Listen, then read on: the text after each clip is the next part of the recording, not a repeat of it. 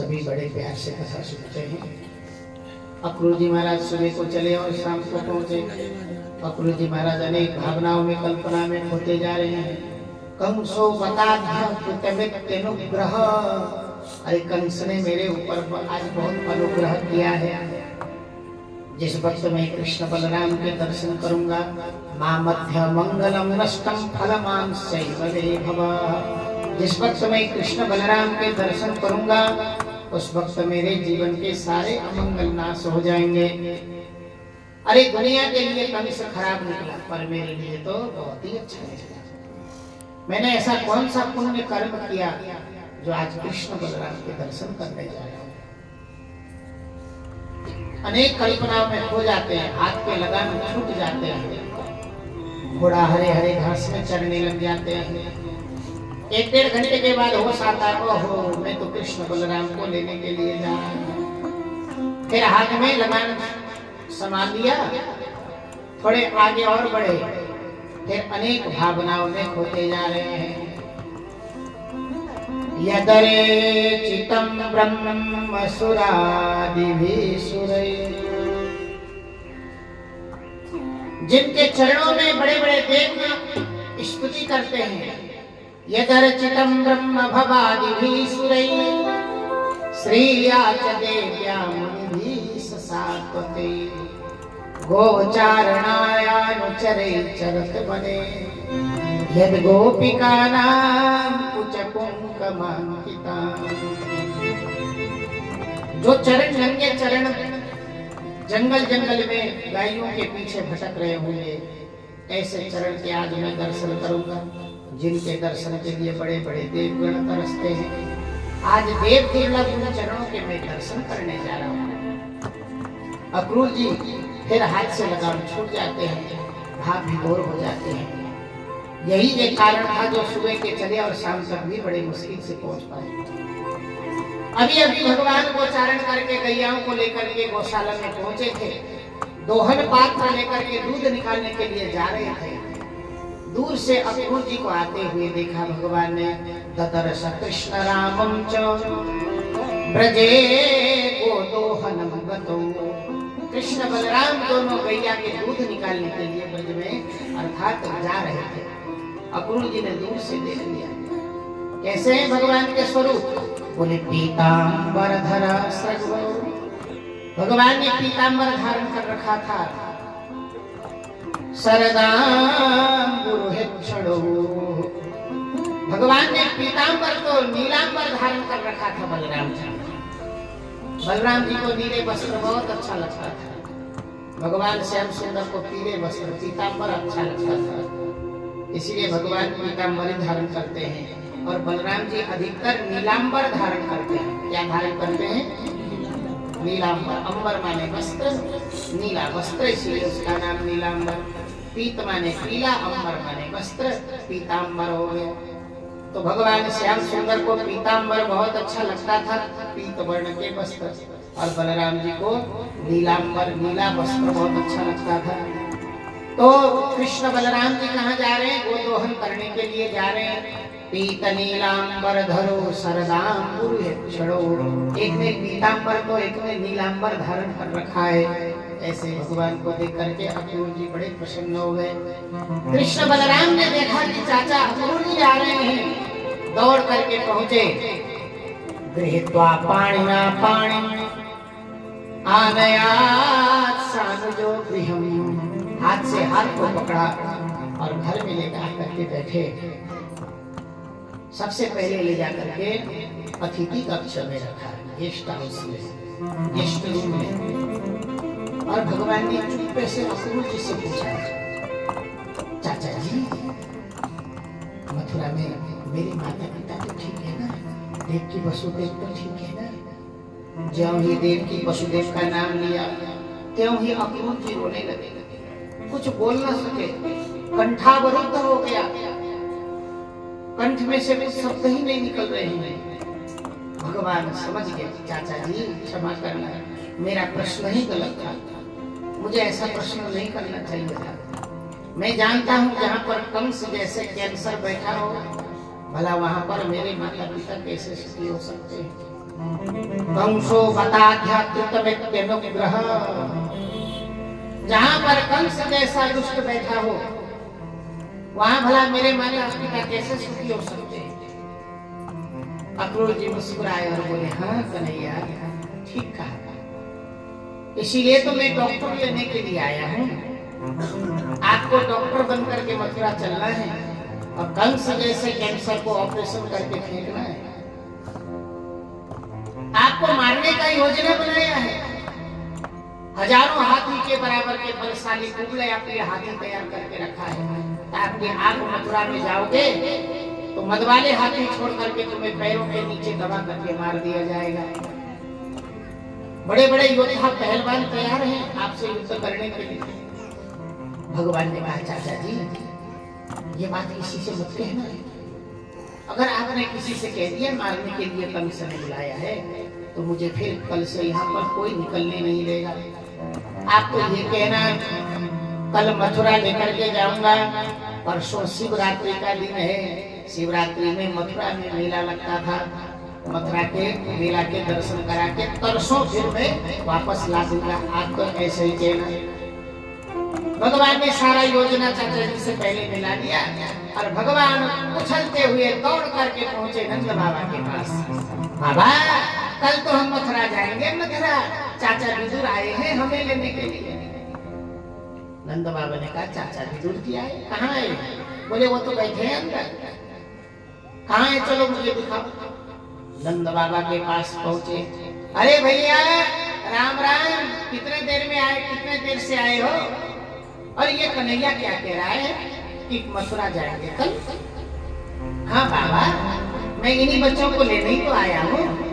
अरे मथुरा में मेला लगता है, परसों मेला लगेगा, कल लेकर के जाऊंगा, परसों मेला देख लेंगे और तरसों फिर मैं वापस लौटा दूंगा। नंद बाबा ने कहा, भैया अक्रूर चाहे बुरा मानो या भला मानो, मैं अकेले इसको जाने नहीं दूंगा।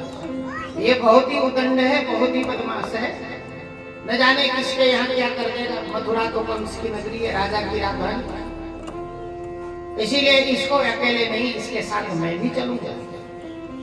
अक्रूर जी ने कहा, मैंने कब आपको मना किया, आप भी चले। अब नंद बाबा भी अगले दिन मथुरा जाने के लिए तैयार हुए। जब नंद बाबा और कृष्ण बलराम मथुरा जाने के लिए तैयार हुए, रातों रात ब्रज के जितने भी सखा है उनको खबर लग गई, कल भगवान हमें छोड़ करके कन्हैया हमसे दूर होगा। भगवान के जितने भी मित्र थे सभी दौड़े दौड़े नंद भवन में पहुंच रहे हैं। सभी ने चारों ओर से घेर लिया। धन सुखा, मन सुखा, श्रीदामा, मदमंगल, सुबोध, कीर्तिमान, सुयश, प्रबल, ये भगवान के सखाओं के नाम है। सभी ने चारों ओर से भगवान को घेर लिया। कन्हैया कल तो हम सबन को छोड़ के मथुरा जाएगो। अरे भैया हम लेके चल, हमने कभी मथुरा देखे ही नहीं, मथुरा हमारे देश की राजधानी है, अरे हमें भी तो घुमा के ले आ। भगवान ने कहा, मैं कौन होता हूँ तुम्हें ले जाने वाला, अगर जाना ही है तो सभी चलो नंद बाबा के पास पहुंचो और बाबा से इजाजत ले। सभी ब्रजवासी दौड़े दौड़े नंद बाबा के पास में पहुंचे। बाबा कल हम भी चलेंगे मथुरा। नंद बाबा ने कहा, तो ठीक है तैयार हो लो, रात भर में जल्दी आना। सब तैयार होकर के अपने अपने बैलगाड़ी में बैठ करके इधर आ जाना हमारे यहाँ। आप तो सब ब्रजवासी बालक खुश हो गए, उछल कूद करने लगे, अपने अपने घर में पहुंचे, जोर जोर से चिल्लाने लगे, कल तो हम मथुरा जाएंगे, कल तो हम मथुरा जाएंगे, कल तो हम देश की राजधानी जाएंगे, मथुरा जाएंगे। सज्जनों जब गोपियों को पता चला उन ब्रजवासी बालकों के मुंह से कि कल भगवान हमें छोड़ करके मथुरा जा रहे हैं, तो मानो गोपियों को ऐसा हो गया जैसे आधा प्राण निकल गए हों। अब तो हर कोई गोपी आधा रात में ही अपने अपने घर को छोड़ करके चौराहे पर एकत्रित हो गई। अरे बहना तुमने सुनी है कि नहीं, कल नंद के छोरा हम सबन को छोड़ करके मथुरा जाएगा। दूसरी कहती, अरे बहना तुमने सुनी कि नहीं, कल हमारे जीवन धन प्राण बल्लभ श्याम सुंदर हमें छोड़ करके वो चले जाएंगे मथुरा। चारों ओर से देखते देखते हजारों गोपियां एकत्रित हो जाती है रात में ही चौराहे में, और विधाता ब्रह्मा जी को गाली देने लगी। अरे ओ ब्रह्मा, अरे ओ विधाता, तुमने हमारे जीवन को क्या खिलौना बना दिया। अहो विधास्तास पवनः पचित्तया संयोज मेत्रा प्रणयेन देहिनां तां चार्कृतार्थान् न्यूनां च पार्थकं विक्रीडितं ते भक्तचेष्टितं यथा। अरे ओ विधाता, तुम्हें शर्म नाम की चीज नहीं है, दया नाम की चीज नहीं है। अहो विधास्तास्तवनः पचित्तया, पचित दया, थोड़ा बहुत भी दया नाम की चीज नहीं है। बोले संयोज मेत्रा प्रणयेन देहिनां, जीव का संयोग और वियोग किसी तरह से तो कराते ही रहता है। कल हमारे प्राण धन जीवन वल्लभ गोविंद को हमसे तो दूर लेके जा रहा है विधाता। अरे ऐसा मत कर। सभी गोपियां रातों रात बैठे बैठे ब्रह्मा जी को गाली देने लगी। जब गोपियां जोर जोर से रोने लगी तो एक गोपी बोल पड़ी, अरे बहना, हमारे घर के बुजुर्ग लोग सुनेंगे देखेंगे तो हमें क्या कहेंगे। देखो तो सही, हमारी घर की बहू कितने बदमाश निकली। वो नंद के छोरा को याद कर करके चौराहे में रो रही है, दुनिया भर के लोग क्या कहेंगे हमें।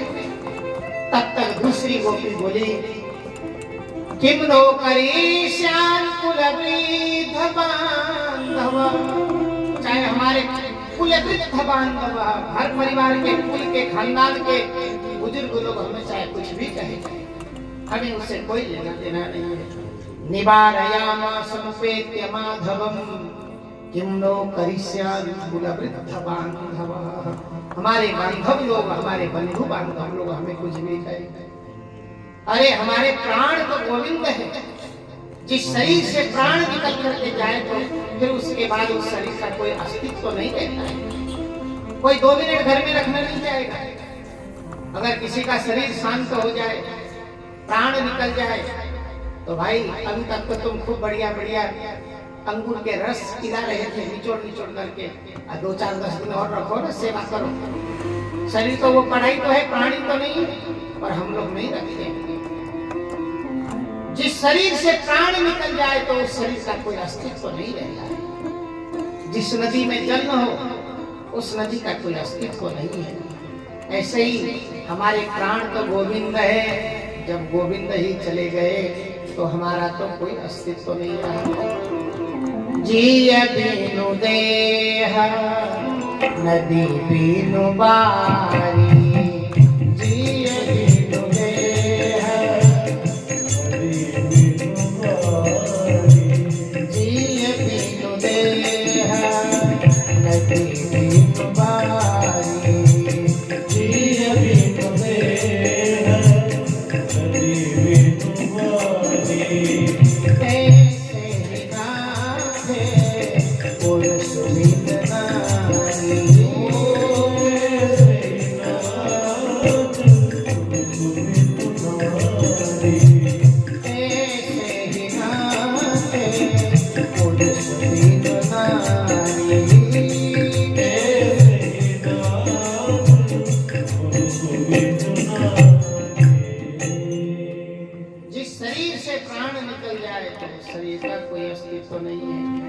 बिनु देह नदी बिनु बारी, तैसे ही नाथ पुरुष बिन नारी। पुरुष के बिना नारी का कोई अस्तित्व नहीं है। हमारे पुरुष तो गोविंद है, हम सबको छोड़ के कल जाएंगे। सभी गोपियां रोने लगी। उधर प्रातः काल हुआ, नंद बाबा सभी ब्रजवासी बालक एकत्रित हो गए नंद भवन में। अरे भैया अक्रूर, तुम्हारे तो रथ है और घोड़े भी बहुत जल्दी भगते हैं। अरे तुम तो बाद में चलोगे तो भी जल्दी पहुंच जाओगे। अरे हम तो बैलगाड़ी से जाएंगे ना मथुरा, अब हम तो चलते हैं धीरे धीरे। उन्हीं बैलगाड़ी में बैठ कर के नंद बाबा के साथ में अनेक ब्रजवासी मथुरा की तरफ चल पड़े हैं। भैया तुम आराम से आना, धीरे धीरे आना, तुम्हारे तो घोड़े हैं, रथ हैं। इतना कह करके नंद बाबा मथुरा के लिए निकल पड़े हैं। सज्जनों, प्रातः काल हुआ, सूर्योदय होने को थोड़ा सा आधा एक घंटा पहले ही मैया यशोदा आज रात भर सो नहीं रही है, रो भी रही है और दधि मंथन कर रही है। कल कन्हैया हमें छोड़ के जाएगा, दधि मंथन कर रही है ताकि जल्दी जल्दी ताजा मक्खन बना करके रख दूंगी, रास्ते में खा लेंगे बच्चे। अगर बेटा कहीं जाना होता है, कहीं दूर के सफर हो, तो माता जी देखो कितने जल्दी उसके लिए सर्दी नहीं लगती है, गर्मी नहीं लगती है, भूख प्यास नहीं लगती है। 2-4 पराठा लंच बना करके बेटा रास्ते में खा ले। ऐसे ही मैया यशोदा भी रात भर आज जग रही है, दधि मंथन कर रही है, आंखों में आंसू है। भगवान जल्दी जगे और सबसे पहले मैया के पास पहुंचे जहां दधि मंथन कर रही थी। कन्हैया को आते हुए देख करके मैया ने आंखों से आंसू पोंछ दिए, थोड़ी बहुत मुस्कुराने के नाटक किया। अपने बच्चे के सामने रो नहीं रही है, क्यों? अगर मैं इसके सामने रोऊंगी तो कल ये मथुरा में इसका मन नहीं लगेगा, मेला में ये कहेगा कि मेरी मैया मुझे याद करके रो रही होगी, कहीं इसका मथुरा में मेला भी मन लगे नहीं लगे। इसीलिए जानबूझ करके बच्चे के सामने हंसने का अभिनय कर रही है। अब कितना दर्द हो रहा है वो तो वो छुपा रही है। चांदी के कटोरी में माखन मिश्री रख करके मैया यशोदा जी ने अक्रूर जी को दिया। अक्रूर जी रास्ते में भूख लग जाए तो बच्चे को खिला देना। रथ में रख लिया, कृष्ण बलराम को विदाई की, हंसती हुई चेहरे से विदाई की। ज्यों ही कृष्ण बलराम को लेकर के अक्रूर जी निकल पड़े, अंदर में जाकर के मैया फूट फूट करके रोने लगे। कृष्ण बलराम को लेकर के अक्रूर जी निकल पड़े। तब तक थोड़ा बहुत उजाला हो चुका था। चारों ओर से ब्रजंगनाएं, ब्रज गोपियां दौड़ी दौड़ी चौराहे पर एकत्रित हो गई। रथ के सामने खड़ी हो जाती है, कोई जाकर के रथ के सामने लेट जाती है, कोई जाकर के रथ को पीछे से अपने ओर खींचने लगी, कोई जाकर के घोड़े के लगाम अपने हाथ में रख लिया और कहने लगी, हे अक्रूर, तेरा नाम किसने अक्रूर रख दिया? तेरा नाम तो क्रूर होना चाहिए था, परंतु ये अक्रूर किसने रखा? जो हमारे जीवन धन प्राण वल्लभ श्याम सुंदर को हमसे दूर कर रहा हो, उसका नाम अक्रूर नहीं, उसका नाम तो क्रूर होना चाहिए था। अक्रूर जी महाराज देखते रहे। गोपियां कहती है, चल हमारे छाती के ऊपर से रथ लेकर के निकलो। हमारे सरकार को लेकर के कहां जा रहे? गोपियों के प्रेम को देख करके उद्धव जी किंकर अक्रूर जी की कर्तव्य में विमूढ़ हो गए। अक्रूर जी को होश नहीं रहा, अब मुझे क्या करना चाहिए? तो तुरंत भगवान खड़े हो जाते हैं और भगवान ने गोपियों से कहा, अरे गोपियों, आयास्ते इति दोस्ती कई, आप लोग मुझे जाने दो। आज जाऊंगा, कल मथुरा के मेला है, मैं परसों लौट करके आऊंगा। ज्यों ही भगवान खड़े होकर के ऐसे कहते हैं, त्यों ही एक दूसरे के मुंह में देखने लगी गोपियां। अरे बहना, हमारा जजमेंट गलत निकला। हम तो कह रही थी कि अक्रूर लेकर के जा रहे हैं, कमी तो अपने में ही निकला, ये तो स्वयं कह रहा है कि हमें जाने दो। हम तो यही समझ रही थी कि अक्रूर जी लेके जा रहे हैं, परंतु कमी तो अपने में निकला ना, ये तो खुद कह रहा है कि हमें जाने दो। अरे बहनों, अगर हमें इनको जाने दें और इसी में ये खुश रहे तो कोई बात नहीं, जाने दो, हम रोती रहेंगे। मेरे रोने से तुमको आए जो हंसी, मैं रो रो करके तुम्हें हंसाया करूं। हे गोविंद, अगर हमारे रोदन में आपकी प्रसन्नता है तो हमें मंजूर है, हम रोती रहेंगे, आप बस प्रसन्न होते रहिए। अगर आप जाना चाहते हो तो हम भी नहीं रोक सकते। हम तो यही समझ रहे थे कि ये अक्रूर जी लेके जा रहे हैं। गोपियों ने मार्ग को छोड़ दिया। भगवान ने इशारा किया अक्रूर जी को, चाचा जी रथ लेकर के आगे बढ़ो। अक्रूर जी रथ लेकर के आगे बढ़े। गोपियां रोती रही, गोपियां बिलख रही है। जब तक रथ को देखती है तब तक गोपियां रथ को देख करके रो रही है। काफी दूर पहुंचने के बाद अब रथ नहीं दिख रहा है, केवल रथ के ऊपर लगा हुआ झंडा, पताका, ध्वजा दिख रहा है। अब धीरे धीरे वो भी दिखना बंद हो गया, केवल धूप उड़ रही है। सभी गोपियां रोने लगी, प्रभु हमें छोड़ के चले गए, हरि प्रीत लगा कर चले गए, हरि प्रीत लगा कर, हरि प्रीत लगा कर चले गए, हरि प्रीत लगा कर चले गए।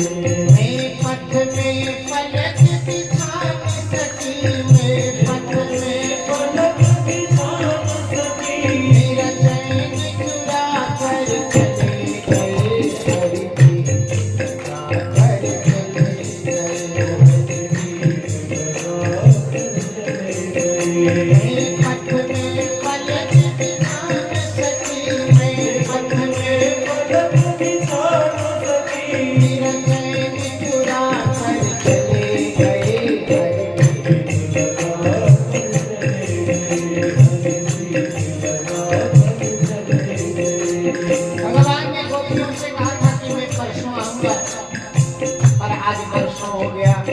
भगवान लौट करके मथुरा से नहीं आए, और गोपियों को लगता है कि शायद भगवान आ जाएंगे, शायद आ जाएंगे। मन में एक ही इच्छा है, जब भगवान लौट करके नहीं आते हैं ना, आज की रात्रि भी अब संध्या का समय हो गया, आज भी भगवान आए नहीं, तो गोपियां सुनाती है, वो तो मथुरा में चैन से सोते हैं, वो तो मथुरा में चैन से सोते हैं, वो तो मथुरा में चैन से सोते हैं, वो तो मथुरा में चैन से सोते हैं। हम बिलख बिलख कर रोती है, हम बिलख बिलख कर रोती है, ओ निर्मोही ओ बेदर्दी, ओ निर्मोही ओ बेदर्दी, मैं चुरा कर चले गए, हरि प्रीत लगा कर चले गए, हरि प्रीत लगा कर चले गए। मैं पथ में पलक दिखा न सकी, मैं पथ में पलक दिखा न सकी, मेरा चैन चुरा कर चले गए, हरि प्रीत लगा कर चले गए, हरि प्रीत लगा कर चले गए। दिन हो गया, फिर भी मन में इच्छा है कि शायद आज भगवान आएंगे, फिर भी भगवान नहीं आते हैं। हरि आएंगे, हरि आएंगे, हरि आएंगे, हरि आएंगे, हरि आएंगे, हरि आएंगे, ओ हरि आएंगे, हरि आएंगे, ओ आकर दर्श दिखाएंगे, ओ आकर दर्श दिखाएंगे, आँखों की प्यास बुझाएंगे, आँखों की प्यास बुझाएंगे। ओ निर्मोही ओ बेदर्दी, ओ निर्मोही ओ बेदर्दी, चैन चुरा कर चले गए, हरि प्रीत लगा कर चले गए, हरि प्रीत लगा कर चले गए, प्रभु प्रीत लगा कर चले गए। कई महीना या सालों निकलता गया, फिर भी भगवान नहीं आते हैं। सभी गोपियां एकत्रित होती है और आत्मबीती कहती जा रही है, अरे बहना, आज तो भगवान ने मुझे स्वप्न में दर्शन दिया, आज तो भगवान ने हमें स्वप्न में क्या किया, दर्शन दिया। हम जिनके लिए हुई दीवानी, हम जिनके लिए हुई दीवानी, हम जिनके लिए हुई दीवानी, हम जिनके लिए हुई दीवानी, वो प्रीति की रीति को क्या जाने, वो प्रीति की रीति को क्या जाने। सपनों में आए मनमोहन, मुझे सपनों में आए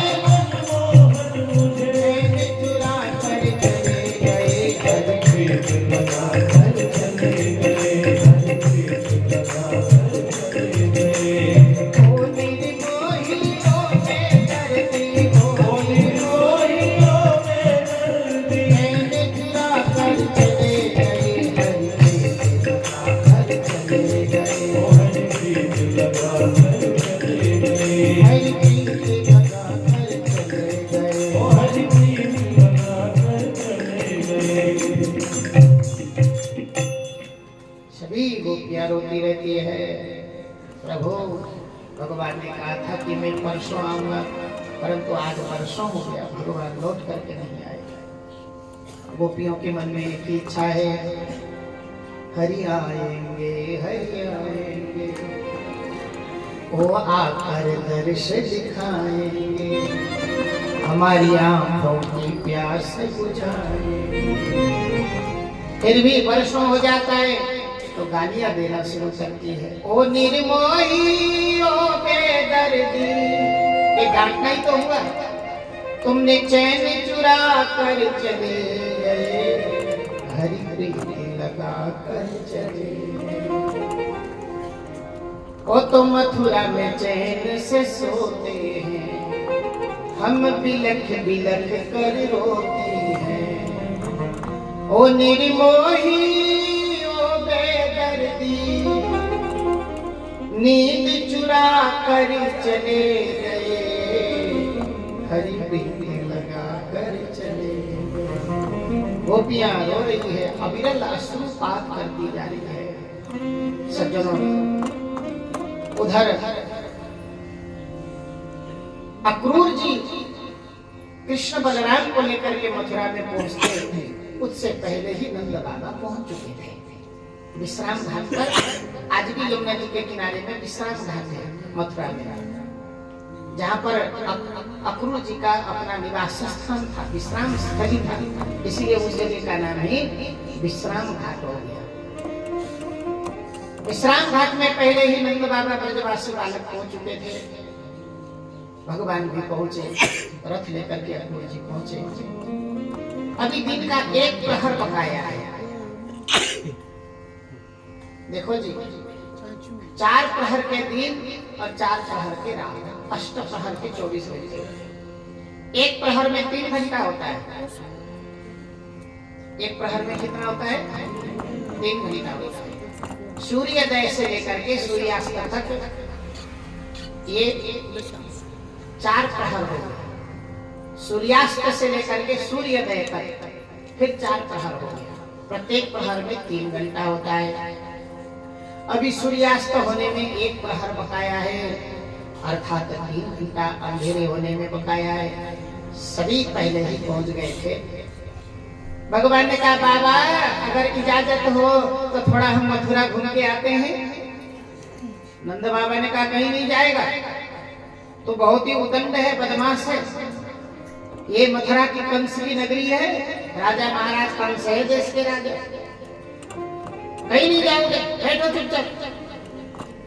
नंद बाबा ने ज्यों ही ऐसा कहा त्यों ही बलराम जी खड़े हो जाते हैं। बाबा अकेले कन्हैया थोड़ी जाएगा, हम भी तो जाएंगे। जब बलराम जी ने ऐसा कहा तो जितने भी और ब्रजवासी बालक आए थे वो सब खड़े हो जाते हैं। बाबा हम भी जाएंगे, हम भी जाएंगे। नंद बाबा को लगा कि सभी बच्चों की इच्छा है। तेरे भाई मेला कहाँ आए हैं? मेले में आए हैं। मेला मेला जानते किसे कहते हैं? मेला अजी, जहाँ सबकी विचारधारा एक समान मेल खाते हो उसके नाम मेला, नहीं तो झमेला। जहाँ सबके विचारधारा एक समान मेल खाते हो उसका नाम मेला। अगर विचारधारा एक समान मेल नहीं खाए तो फिर क्या हो गया? झमेला। जब सभी ब्रजवासियों की एक ही इच्छा है कि हम मथुरा घूम के आएंगे, तो भाई मैं क्यों मना करूं? अरे बेटा बलराम, थोड़ा ध्यान रखना इस कन्हैया का, और सुनो सुनो, समय रहते ही वापस लौट के चले आना। नंद बाबा ने सभी को इजाजत दिया और तो सब ब्रजवासी बालक निकल पड़े मथुरा के नगरी में। भगवान जिस गली में जाते हैं उसी गली में भीड़ लग जाती है। मथुरा की नर नारी, मथुरा के जितने भी स्त्री पुरुष है सब खड़े हो जाते हैं। ए भैया जल्दी आ, जल्दी आ, जल्दी आ। ए बहना जल्दी आ, देख ये काला काला सांवरा है ना, घुंघराले बाल वाला, ये पीतांबरधारी, ये वही डेंजर बॉय है जिन्होंने पूतना का उद्धार किया। एक दूसरे को दिखा रही है। अब मथुरा के जिस गली में जाते हैं उसी गली में भीड़ बढ़ जाती है। सभी भगवान के दर्शन के लिए सब दौड़े दौड़े जा रहे हैं। गोस्वामी तुलसीदास जी लिखते हैं, धाये धाम धाम सब त्यागी, धाये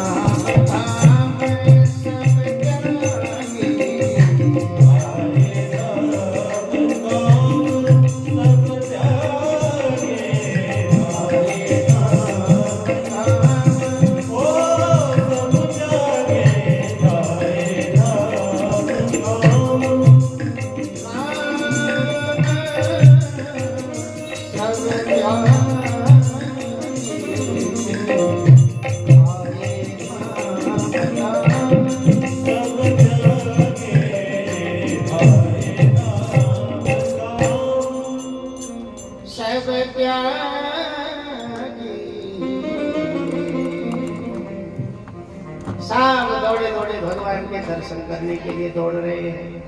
भगवान जिस गली में जाते हैं मथुरा में, उसी गली में भीड़ बढ़ जाती है। ब्रजवासी बोले, एक कन्हैया सही सही बताना, तू जिस गली में जाता है उसी गली में भीड़ क्यों लगती है? भगवान ने कहा, तुम लोगों को नहीं मालूम? ब्रजवासी बोले, हमें क्या मालूम, कभी कहोगे जब भी तो पता चलेगा क्या। भगवान ने कहा, सुनो सुनो, मैं ननिहाल आया हूँ, ननिहाल, ये मथुरा मेरा ननिहाल है, ननिहाल। बोले, ननिहाल? तुमने तो कभी हमसे कहा नहीं है। कौन है तेरे यहाँ, नाना कौन है, मामा कौन है? बोले, इस देश के राजा है ना कंस, और मेरे मामा लगते हैं, मामा। सुनते ही ब्रजवासी बालक बोल पड़े, ओ जब तो तू बंधन करके चल दिया, पहले हमें भी बता दिया होता तो हम भी सुंदर सुंदर वस्त्र लगाते। हमें क्या पता था कि तुम ननिहाल जा रहे हो। देख, रातों रात जल्दीबाजी में हमने तो ताऊ जी के पायजामा पहन लिया। सब ब्रजवासी सब जगह भगवान जहाँ जाते हैं उसी जगह भीड़ बढ़ जाती है।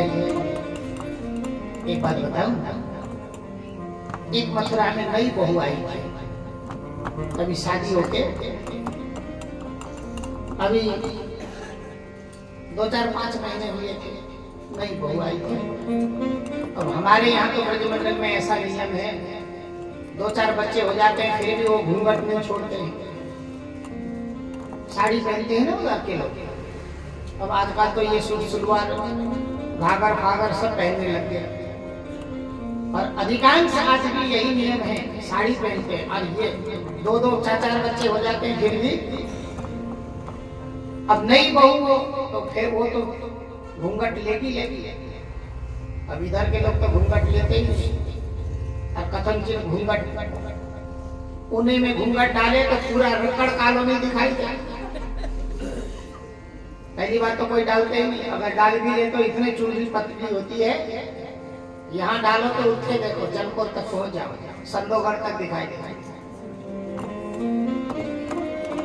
एक सूचना आपको मैं तो कहने ही भूल गया था, जनकोर का नाम आते ही फिर स्मरण हुआ है।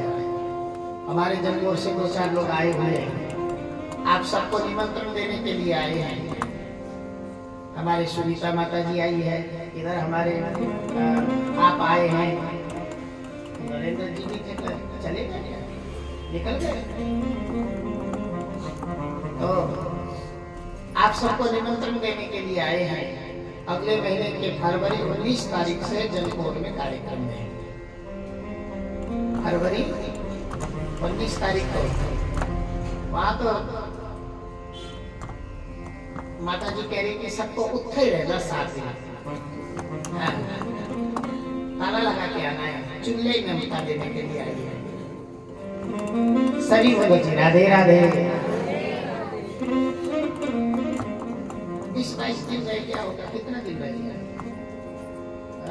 19 तारीख और आज 28 तारीख और 22-23 दिन ऐसे कुछ रह गया। आप लोगों को फिर वहाँ आना है जनकोर में। और भाई इधर के लोग तो घूंघट डालते ही नहीं। एक नई बहू आई थी, लंबी लंबी घूंघटे, मोटी मोटी साड़ी है। उस बहू ने सोचा कि ये हो क्या रहा है, हर कोई दीवार में खड़े हैं और छत में खड़े हैं, झांकी झरोके से देख रहे हैं, रोड के दोनों साइड में खचाखच भीड़, ये हो क्या गया मथुरा के लोगों को।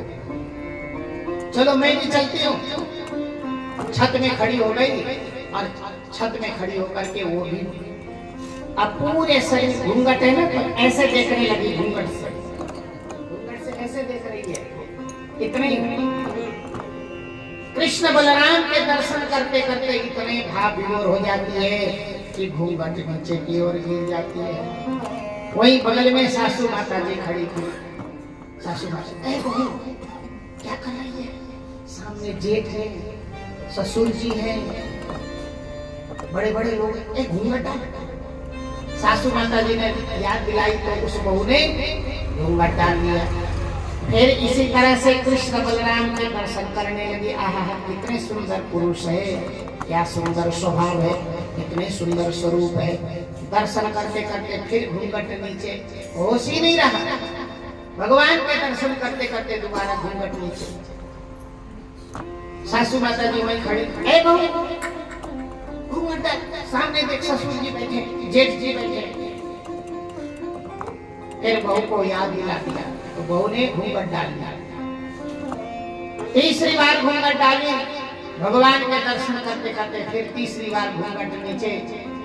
अब की बार सासू माता जी से रहा नहीं गया। सासू माता जी ने डांट लगाई, हे बहू, एक बार कहने पर सुनती नहीं, मानती नहीं, समझती नहीं। सामने जेठ खड़े हैं, ससुर खड़े हैं, गांव के बड़े बुजुर्ग लोग सब खड़े हैं। दुनिया देखेगी तो क्या कहेगी?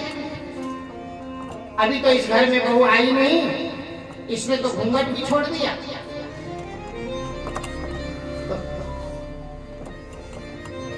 अब की बार बहू से भी रहा नहीं गया। बहू ने भी कहा, मैया इस समय किसके पास इतने समय हैं जो प्रभु श्री श्याम सुंदर को छोड़ करके मेरे घूंघट की ओर देखे। पर माँ, एक अभागिन आप ही ऐसे निकली जो प्रभु को छोड़ के बार बार मेरे घूंघट की ओर देख रही है। दुनिया तो प्रभु को देखते देखते समय नहीं है, हर कोई प्रभु श्री श्याम सुंदर के चरणों के दर्शन कर रही है, और आप इतनी अभागी है कि प्रभु को छोड़ के मेरे घूंघट को देख रही है। माँ, ये घूंघट आपको मुक्ति नहीं दे सकते, उन्हीं के चरण में दर्शन करो। बहू से भी रहा नहीं गया, बार बार घूंघट की ओर इशारा कर रही थी। इसके भी कहना सही था। दुनिया तो प्रभु के दर्शन करके निमग्न हो रही थी।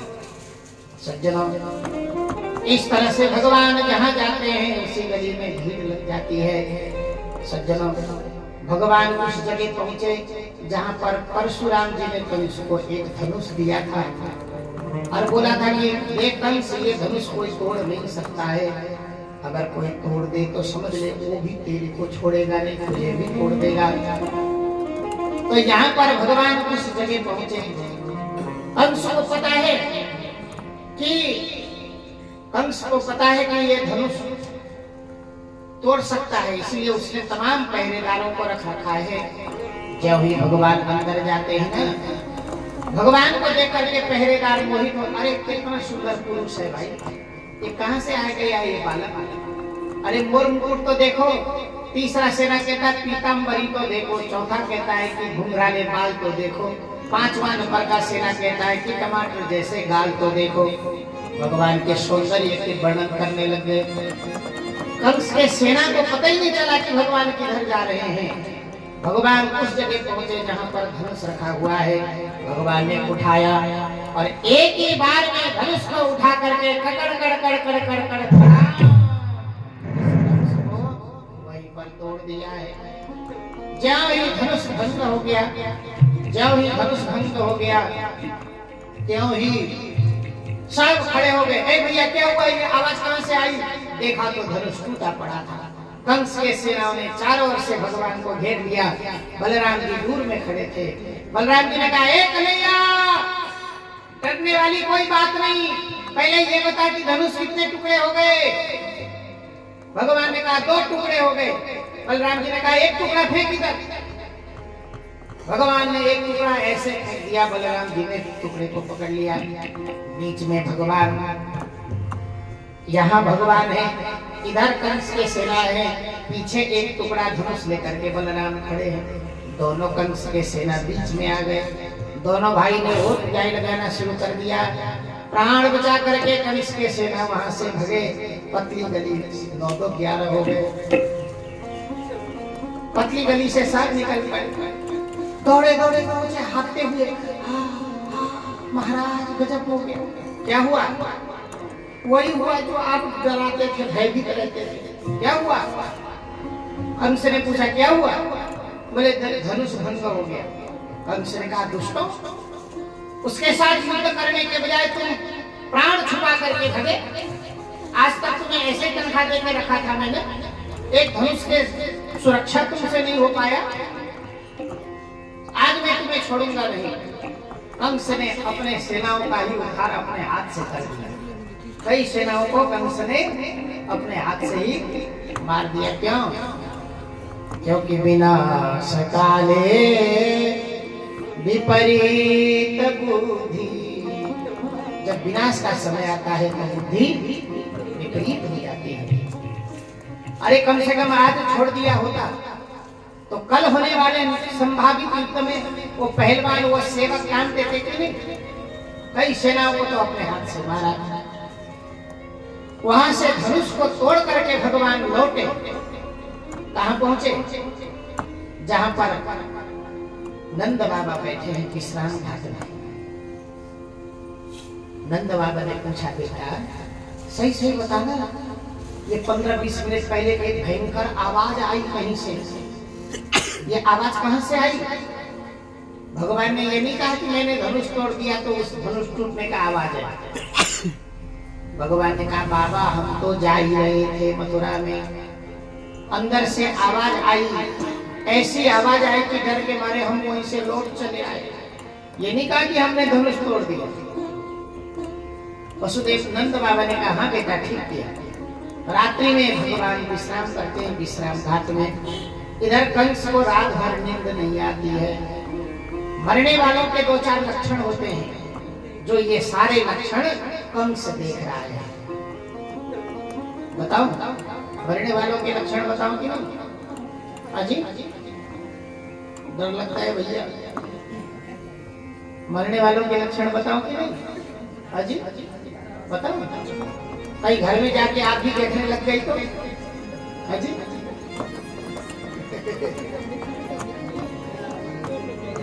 अगर घर में जाके आप भी यहाँ लक्षण सुन। आज कंस देख रहा है स्वप्नो प्रेत परिश्वस्तो खरयानम विषादनम। स्वप्न में यदि कोई मुंडन कर रहा है, मुंडन करना जानते हैं? पूरा एयरपोर्ट बना देना, समझ गए कि नहीं? स्वप्न में यदि कोई मुंडन कर रहा है, सरसों के तेल से मालिश कर रहा है, घोड़े या गधे के ऊपर बैठ करके दक्षिण दिशा की ओर यात्रा कर रहा हो, मुंडन किया हुआ है, सरसों के तेल से शरीर में मालिश किया हुआ है, घोड़े या गधे के ऊपर बैठ करके दक्षिण दिशा की ओर जो यात्रा कर रहे हो, तो समझ लो अब मेरा समय आ गया। जाकर के ऐसा सपना मत देखना। कंस देख रहा है स्वप्नो प्रेत परिशुष्ण खरयानम विषादनम।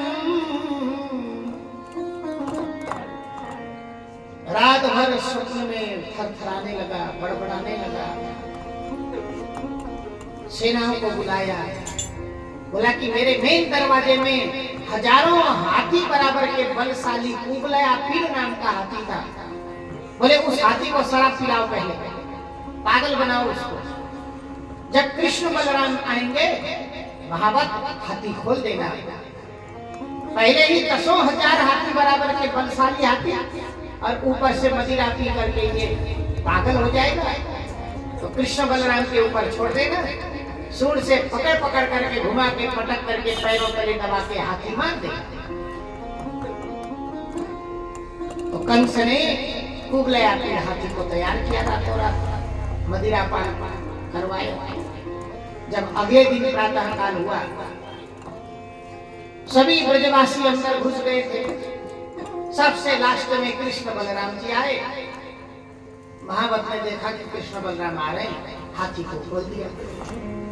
भगवान ने कहा, हे महावत, अभी भी कुछ नहीं बिगड़ा है, हाथी समार।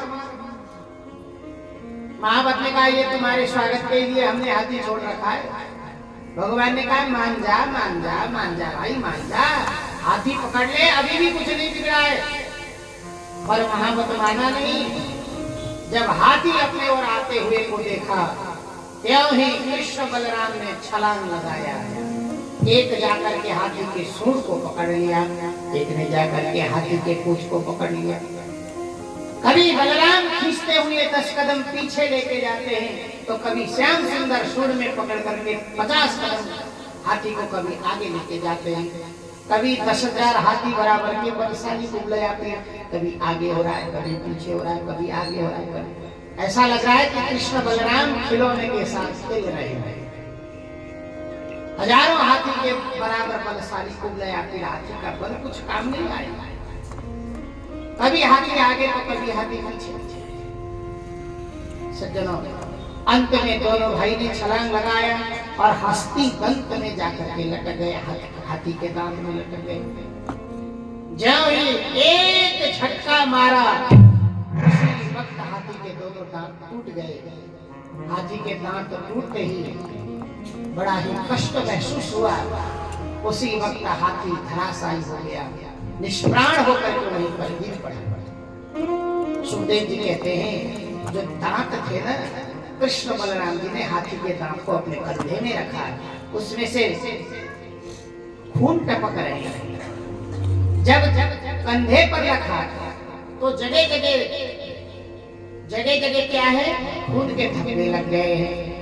सुखदेव जी कहते हैं, तौरे चतुरंग गतौ महाभुजौ विचित्र वेशा पर्णास्त्रगंबरो यथा नटपुत्तम वेशधारिणो मनचितन्तो प्रभया निरीक्षता। तुरंत भगवान अंदर में प्रवेश करते हैं। मल्लानाम असनिनाम नरवर स्त्रीणाम नरो मूर्तिमान गोपानाम सजनम सताम क्षितिभुजम शस्त्र सपेतो शिशु मृत्युर्भोजपते विराड विदुषं तत्तं परम योगिनां वृष्णीनां परदेवयेति विदितो रंगं गतासाग्रजा।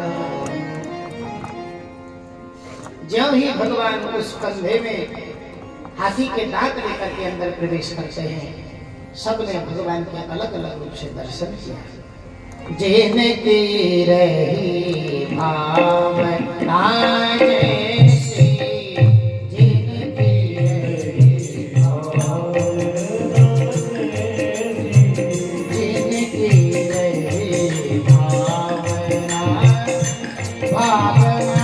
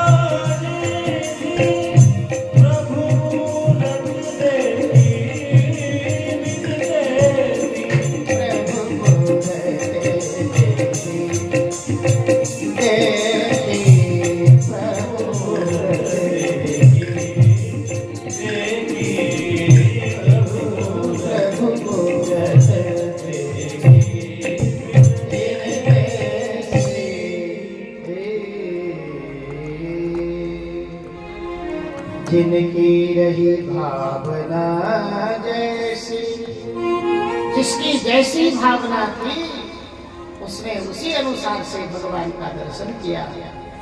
सज्जनों, अभी भगवान जाकर के कुबलया पीड़ हाथी को मार करके स्टेडियम में जाकर के बैठे ही थे, तब तक कंस ऊपर बैठा था। कंस ने एक सेवक से चाणूर से कहा, एक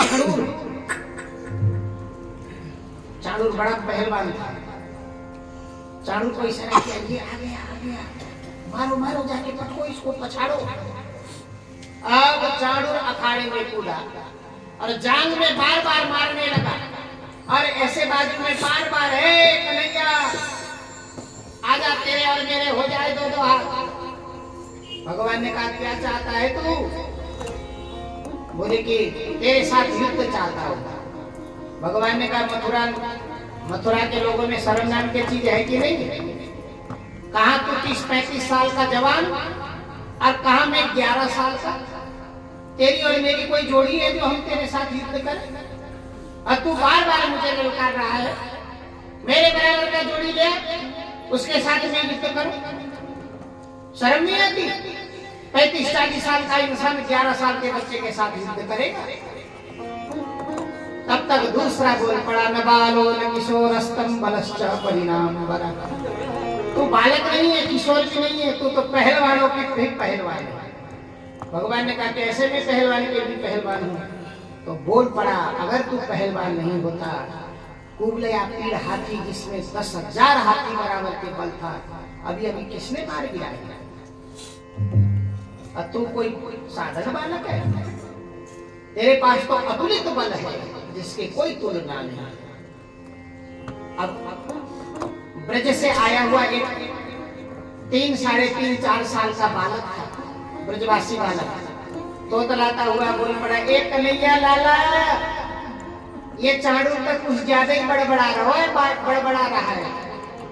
ने कूदने वाली हाथी आपको दिखा दे, जो होगा सो देखेंगे, मैं हूं ना पीछे से, तो टेंशन मत ले। भगवान से ब्रजवासी बालक ने कहा, कूदने वाली हाथ जरा इसको भी दिखा दे, जो होगा सो होगा, हम है ना पीछे, तू डरना नहीं। भगवान ने कहा, तो ठीक है, मैं तो चला, अगर कुछ हो जाए तो देख लेना भैया। ब्रजवासी बोले, हाँ हाँ हम है ना पीछे। तुरंत भगवान अखाड़े में कूदे, जाते ही चाणूर को पैर पकड़ करके घुमाना शुरू कर दिया। कभी चाणूर भगवान को पटक रहा है तो कभी चाणूर को भगवान पटक रहे हैं। हकीकत तो यह है, चाणूर पटक नहीं रहा है, भगवान स्वयं पछाड़ खाते हैं ताकि इसका मनोबल बढ़ जाए। पर उसको ऐसा लगता है कि मैं इसको पछाड़ रहा हूं। जब चाणूर हारता जा रहा था तो कंस ने मुष्टिक नाम के असुर, मुष्टिक, चाणूर तो हारता जा रहा है, चल चल चल। अब भगवान एक चाणूर और मुष्टिक दो, तो बलराम जी ने विचार किया कि भाई ये तो दो और कन्हैया एक, मेरा क्या काम है, मैं भी चलूंगा। अब बलराम जी कूद पड़े उधर से, चाणूर को श्याम सुंदर ने पैर में पकड़ लिया, तो पीछे से जाकर के मुष्टिक को बाल पकड़ करके बलराम जी ने पीछे खींचा। अंत में चाणूर के पैर को पकड़ करके घुमा पैर को पकड़ करके भगवान ने घुमाना शुरू किया और उसी वक्त चाणूर का काम तमाम हो गया। बलराम जी ने देखा कि चाणूर तो गया, अब मुष्टिक रह गया। बलराम जी ने उठा करके ज्यों ही पटक दिया, उसी वक्त मुष्टिक का भी काम तमाम हो गया। चाणूर मुष्टिक मरे तो कंस ने उधर सल और कौशल, हे सल और कौशल जाओ जाओ, सल के साथ भगवान, कौशल के साथ बलराम। अंत में सल का भी उद्धार हो गया, कौशल का भी उद्धार हो गया। कंस ने इशारा किया, एक ऊंट जाओ। बलराम जी ने कहा, इत्थे आते, क्या नाम है तेरा? बोले मेरा नाम कूट है। बलराम जी ने कहा, एक ही मुक्का से तुम्हें कूट देना, इत्थे आ। बस बलराम जी ने उठाया और एक मुक्का से ही उसका काम तमाम हो गया। बड़े बड़े पहलवान चले गए, सल कुशल कूट चाड़ू मुष्टि, बड़े बड़े पहलवान चले गए। तो छोटे छोटे जो जितने भी सेना थे अब प्राण बचा करके वहां से भगे। पतली गली से 9 तो 11 हो गए। कंस अकेला पड़ गया। भगवान श्री हरि श्याम सुंदर एक छलांग लगाते हैं और कंस के सिंहासन में पहुंच गए। सबसे पहले जाते ही भगवान ने कंस के बालों को पकड़ करके घसीटना शुरू कर दिया। अरे कंस, देवकी के 8वां लाल बन करके आया तेरा काल। ये देवकी का 8वां संतान है। बालों को पकड़ करके खूब, आधा तो कंस वहीं पर मर गया है। अंत में विशाल सिंहासन से कंस को भगवान ने नीचे धक्का मारा। कंस नीचे गिर गया, गिरते ही बेहोश हो गया। भगवान सिंहासन में खड़े थे। भगवान अपने पूरा ब्रह्मांड के भार को अपने ऊपर धारण करके कंस के छाती में कूद जाते हैं। उसी वक्त कंस का काम तमाम हो गया। बोल कंस मर्दन भगवान की। भगवान ने कंस को मार गिराया है। बोल गोविंद भगवान की।